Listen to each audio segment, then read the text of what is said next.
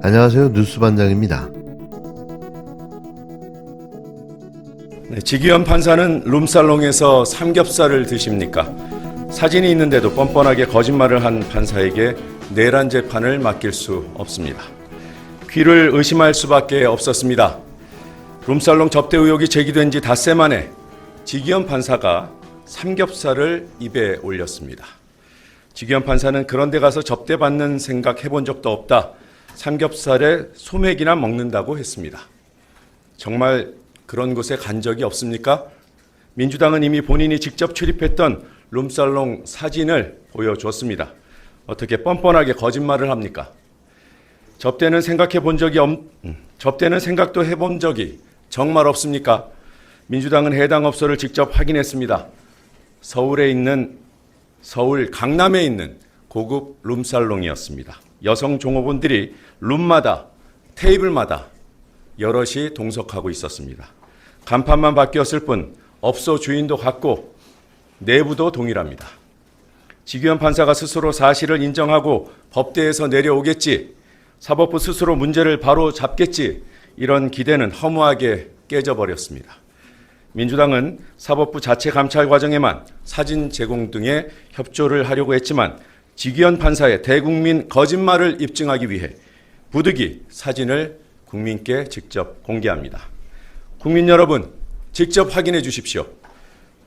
앞서 공개했던 룸살롱 현장 사진과 지기현 판사가 선명하게 찍힌 사진을 비교해 주십시오. 인테리어 패턴도 소품도 똑같습니다. 이제는 지기현 판사가 자신의 거짓말에 대한 책임을 져야 할 시간입니다. 당장 법복을 벗겨야 합니다. 공개적으로 거짓말을 한 판사가 누구의 죄를 묻겠다는 겁니까? 하물며 대한민국 민주주의의 명운이 달린 내란 사건의 재판장이라니 가당키나 합니까? 공수처 고발도 적극 검토하겠습니다. 본인의 시인과 반성을 기대할 수 없으니 수사를 통해서라도 책임을 물을 수밖에 없다는 판단입니다. 이와 별개로 사법부의 자정 노력은 당분간 지켜보겠습니다. 지기현 판사의 개인 비리 혐의를 사법부 전체가 덮고 감싸는 일 바람직하지 않을 뿐만 아니라 불행입니다. 사법부의 신속하고 단호한 대응을 촉구합니다. 국힘당이 홍준표를 대선판에 끌어들이겠다며 하와이에 특사단까지 보냈는데요. 이건 그냥 코미디도 이런 코미디가 없습니다. 김문수 후보가 손편지를 써서 보냈다고 하는데 정작 특사단은 홍준표의 정확한 주소도 모르고 무작정 비행기부터 탔는데요. 이쯤 되면 절박함을 넘어 막장입니다. 아니 그러면 홍준표 전 시장에 전화를 안 받거나 받아도 오지 말라고 주소 안 알려주면 못 만나는 거네요, 그러면? 그 어떻게 하든지 만나야죠. 그런데 아니 어제 출발할 때에도 연락을 했는데 오지 마라. 그러나 오지 마라고 한다고 해서 또 가지 않으면은 이거는 진정성이 부족하고 그냥 어떻게 보면 하나의 말쇼에 지나지 않을 수 있다 이렇게 해서 일단 지금 호놀루까지 도착을 해서 여기에서 지금 환승을 기다리고 있다 이런 말씀 드립니다. 그러면 꼭 만나고 돌아갈 겁니다. 그런데 이제 언론에 손편지라는 게 이게 나왔잖아요. 이거를 홍준표 후보 입장에서는 굉장히 싫어합니다. 이런 형식적인 거는. 그거를 김문수 후보님이 잘 아시더라고. 그래서 저한테 따로 아주 깊은 메시지를 주셨다. 그 말씀을 제가 전달을 하려고 합니다. 지금은 힘을 모아야 할 때다. 이런 절절한 고소가 담겨 있다. 이 정도로만 제가 말씀드리겠습니다. 김문수 캠프가 꾸린 특사단에는 김대식, 유상범, 조광안, 이성배가 포함됐는데요.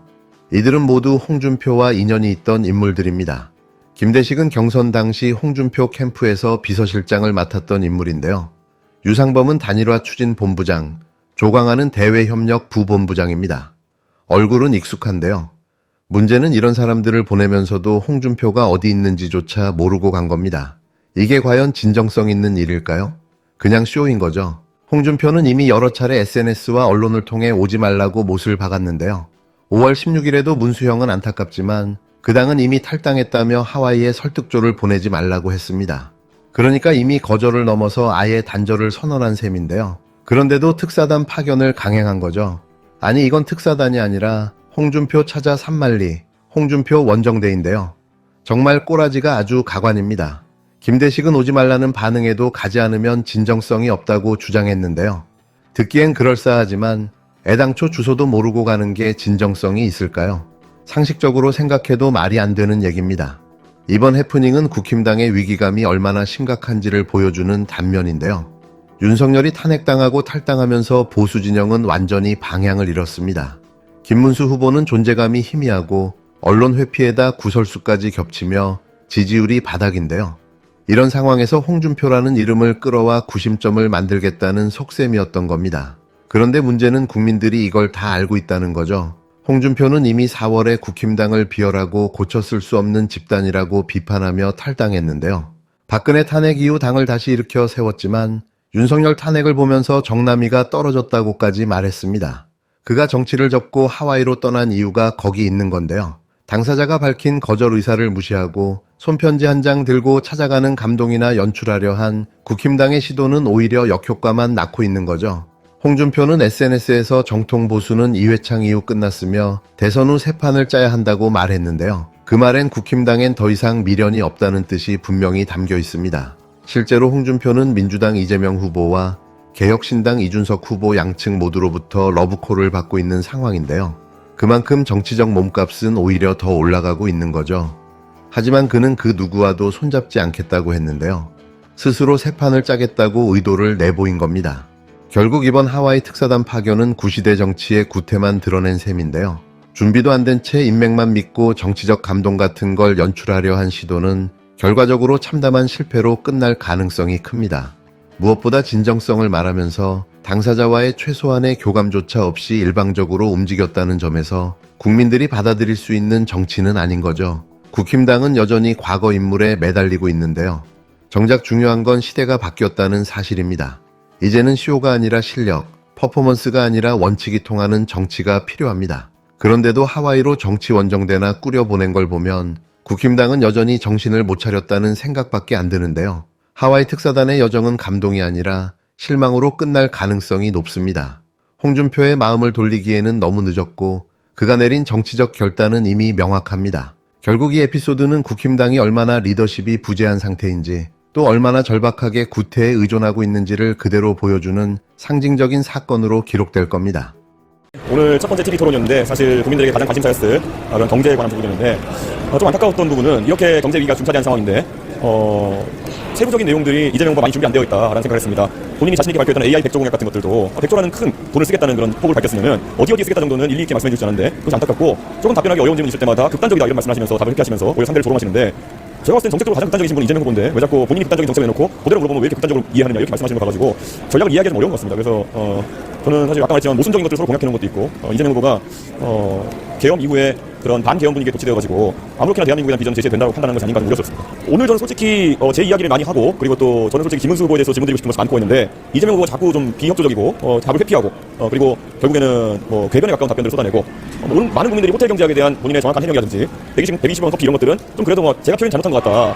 이걸 더 상세히 설명드렸어야 되는데 표현 잘못해서 자영업자분들에게 좀 죄송하다. 이런 말이라도 할 줄 알았는데 이 정도 사태가 발생했는데도 니들이 왜곡하는 거다. 니는 왜 이렇게 극단적이냐 이런 태도를 일관하는 게 역시 이재명 같다. 예전에 SBS 기자가 좀 마음에 안 드니까 라이브 현장에서 그냥 끊어버리고 이렇게 한 거랑 비슷한 상황이 발생하는 게 아니냐. 저희도 지금 국민들이 바라는 질문을 어떤 정당을 대표해서 나와서 이재명 후보께 드리는 거거든요. 그런데 이재명 후보 본인이 만든 유행어지만 진짜 예의가 없는 상황이 발생했다. 어떻게 질문하는 데서 극단적으로 말하지 말라. 왜곡하지 말라. 이런 식으로 답변을 일관할 수 있느냐. 저게 지금 본인이 고지지율 상황에서 대선 후보라는 생각 때문에 저렇게 하시겠지만 저런 식으로 가서 트럼프랑 협상하시겠습니까? 트럼프랑 협상하면서 가가지고 조금만 마음에 안 들면 너 지금 왜곡하고 있어. 너 왜 극단적이냐 이렇게 트럼프랑 싸울 겁니까? 그러니까 저는 오늘 이재명 후보는 도저히 상대랑 토론이 안 된다. 그래서 앞으로 대한민국을 대표해가지고 트럼프와 협상도 할 수 없는 그런 상태다. 이렇게 생각합니다. 그래서 오늘 참 안타까운 상황이었습니다. 전략은 아니었습니다. 제가 사실 이재명 후보에게도 처음에 굉장히 그냥 통상적으로 하시는 질문들을 했다고 생각하고요. 근데 이재명 후보께서 너무 감정적으로 그냥 왜곡하지 마라.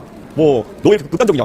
제가 질문 드린 건 전부 다 이재명 후보가 공약하신 바를 기사화된 것들 제가 그대로 읊어준 거거든요. 그러니까 본인이 극단적인 걸 하신 거죠 그러면은. 근데 왜 자꾸 남 탓하시는지 좀 궁금하다. 그래서 저도 좀 어느 정도는 이건 이재명 후보의 태도에 대해서는 국민들께 좀 검증하셔야겠다 이런 생각에서 질문이 그쪽으로 많이 가게 됐고요. 사실 김문수 후보께도 제가 사실 좀 곤란할 수 있는 질문 드렸습니다. 김문수 후보는 기본소득에 대해서 반대 입장을 가지고 있다고 했는데 근데 김문수 후보님께서 정당에 가입하실 때는 좀 그런 부분까지 체크하셔야 되는 거 아니냐. 물론 정당의 모든 정당 정치가 동의해서 있다는 수는 없습니다. 그렇지만 그런 내용을 알고 계신지 궁금해서 물어봤는데 곤란할 수 있는 질문이었는데 좀 그런 부분도 좀 준비했었던 것인데 워낙 이재명 후보가 그렇게 나오다 보니까 그쪽으로 준비된 질문들이 많이 갔던 것 같습니다. 극단적인 깐족함이 도를 넘었는데요. 되로 주고 말로 받으니 속이 꽤나 뒤틀린 모양입니다. TV 토론이 끝난 직후 이준석이 기자들 앞에서 또다시 말폭탄을 터뜨렸는데요. 어이없는 주장들을 분해 못 이겨 줄줄이 늘어났다는 평가가 이어지고 있습니다.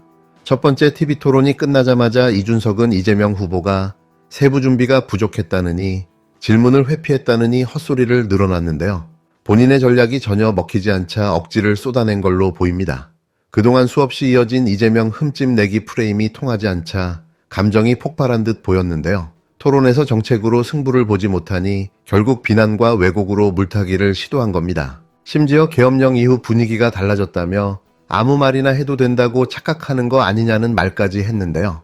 국민 입장에서는 기가 막힐 노릇입니다. 정당 대표란 사람이 공식 석상에서 저급한 조롱과 말꼬리 잡기로 일관한 건데요. 토론을 통해 본인의 정책 비전은 하나도 보여주지 못한 채 온통 이재명 공격에만 집중했던 겁니다. 120원 원두커피 공약까지 들먹이며 비꼬는 태도도 보였는데요. 정작 경제 현실에 대한 이해는 하나도 없이 정책을 말장난 수준으로 왜곡하는 모습이었습니다. 생방송 중 마이크 꺼버린 장면이 떠오른다느니 데자뷰라느니 감정적인 발언만 쏟아낸 건데요. 그야말로 자극적인 언행만 남긴 졸렬한 언론 플레이였습니다. 하지만 이런 궤변에 대해 민주당 이현주 최고위원이 즉각 반박하고 나섰습니다. 이현주는 이준석이 정책 대안은 하나도 없이 이재명 공약에만 집착했다고 비판했는데요. 기본적인 경제 개념조차 이해하지 못한 채 국가재정 투자와 펀드 조성에 대해 엉뚱한 프레임을 씌우려 했다는 겁니다. 이재명의 국가혁신펀드는 민간과 공공이 함께 조성해 미래 산업에 투자하겠다는 건데요. 구체적 활용처는 심사를 통해 정해진다는 건 기본 상식입니다. 그런데 이준석은 마치 모든 지출 계획을 처음부터 공개해야 하는 것처럼 왜곡했는데요. 펀드 운영 구조조차 모르는 무지에서 비롯된 비난이었다는 지적입니다. 에너지 정책도 마찬가지입니다. 국힘당은 여전히 탈원전 프레임을 씌우려 혈안인데요. 민주당은 원전과 재생에너지를 함께 가는 에너지 믹스를 추구합니다. 지금 대한민국은 60% 이상이 화석연료에 의존하고 있는 상황인데요. 재생과 원전이 조화를 이루는 과도기를 현실적으로 관리하겠다는 게 이재명의 입장입니다. 그런데도 국힘당은 무조건 색깔론으로 몰고 가고 있는 건데요. 이런 낡은 이념몰이는 이제 국민들에게 먹히지 않는다는 겁니다. 국민들이 바라는 건 말꼬리 잡기 정쟁이 아니라 실질적인 정책 경쟁입니다. 정책 대신 조롱과 궤변으로 시간 때우는 정치인에게 더 이상 기대할 건 없는데요. 국민들은 그런 껍데기 정치에 더는 속지 않습니다. 이번 TV토론을 통해 이재명은 정책 비전과 방향을 제시했지만 이준석은 분풀이와 깐족질만 남긴 채 퇴장했다는 평가입니다. 이준석 후보께서는 본인의 정책 대안을 제시하지는 않은 채 이재명 후보의 대안을 비판하는 데 올인했습니다.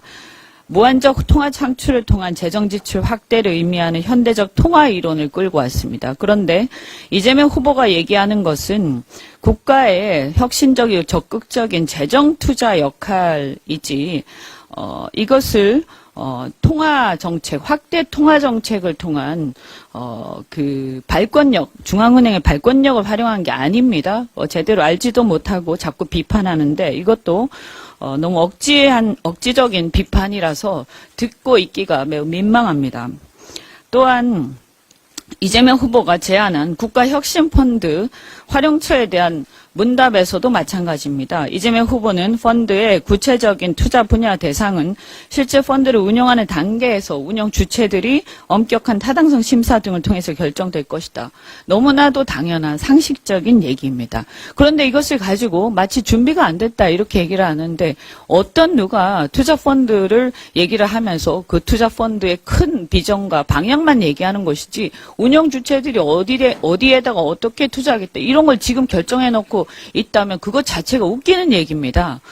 경제도 모르고 이런 금융의 기본도 모르면서 자꾸 함부로 얘기하면서 우리 후보를 폄하하는 것에 대해서 정말 듣고 있기가 굉장히 민망한 상황입니다. 지금 우리 국민들이 대선 후보들에게 바라는 것은 우리 경제를 살리 더 나은 묘책을 제시하는 선의의 정책 경쟁을 펼치는 겁니다. 그런데 상대의 정책 대안을 비판을 하는 것을 넘어서서 아예 말꼬투리 잡고 억지로 계속 비판을 하고 있는데 제발 그러시지 마시고 우월한 대안을 제시하는데 집중해 주시기 바란다 이 말씀 드리고요. 또 거기에 덧붙여서 국민의힘에서 자꾸 이재명 후보 그리고 우리 민주당의 에너지 정책을 가지고 탈원전하고 있다 이런 식으로 자꾸 왜곡하면서 팩트를 왜곡하면서 또 비판을 합니다. 어제도 토론회에서 후보께서 분명히 언급하셨습니다. 우리의 입장은 이념이 아닌 국익적, 실용적 관점의 합리적 에너지 믹스입니다.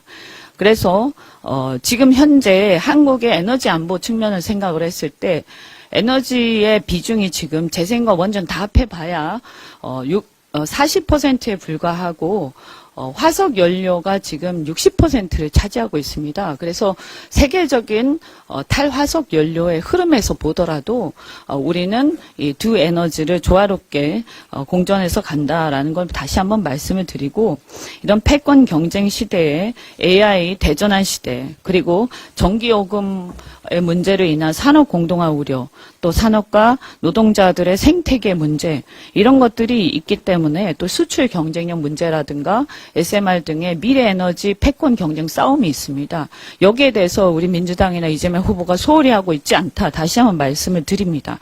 다만 분명하게 말씀드리지만 우리 국민들의 안전성에 대한 우려, 그 다음에 국민들의 수용성, 이런 것들을 또 무시할 수는 없는 것입니다. 이것을 조화롭게 유지해 나가겠다, 다시 말씀을 드리고, 국힘 등은 더 이상 이 에너지 문제로 이념 싸움을 걸지 마시기 바랍니다. 국가의 미래를 위해서 조금 더 현실적이고 좀 더 합리적인 대안을 제시하면서 정책 경쟁을 해나가시기 바랍니다.